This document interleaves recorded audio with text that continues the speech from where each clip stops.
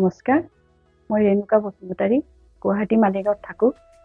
মই ধুজতি ছাৰক মই আজি 3 বছৰ আগতে মই বাস কৰা ঘৰখন দেখুৱাইছিলোঁ আৰু তেখেতৰ পৰা মই বহুত বেনিফিট পালোঁ। যিখিনি মই বেনিফিট পালোঁ মই ছাৰক কৃতজ্ঞতা জনাইছোঁ। 1 নম্বৰতে মই যিটো ভাবি পেলাই আনিছিলোঁ মই কিবা আৰ্থিকৰে সেইটো মই ফলৱতী হৈছোঁ। দ্বিতীয়তে আমাৰ দুটা সন্তানৰ কাৰণে কিছু ভাবিছিলোঁ সেইখিনিও মই ফলৱতী হৈছোঁ আৰু লগতে মোৰ ঘৰখনো মানে ভৰমতে আগবাঢ়ি গৈছে। ঘৰখন মই শুদ্ধ কৰাৰ পিছত মোৰ সৰু ল'ৰাটোৰো সন্তান হ'ল। আমি বহুদিনৰ পৰা সন্তান আশা কৰি আছিলোঁ আৰু সেই হিচাপে সন্তান পালোঁ আৰু এতিয়া আমাৰ নাতি জন্ম হ'লে আৰু নাতিক লৈ এতিয়া আমি অতি সুখী। সেইবাবে মই ধুজতি বৰুৱা ছাৰক মোৰ আন্তৰিকতে অশেষ ধন্যবাদ জনাম। ছাৰক মই বহুত ভাল পাওঁ। ছাৰৰ প্ৰত্যেকটো ভিডিঅ'ৰ মই অৰ্থ মানে বুজিব পাৰিছোঁ আৰু প্ৰমাণো পাইছোঁ।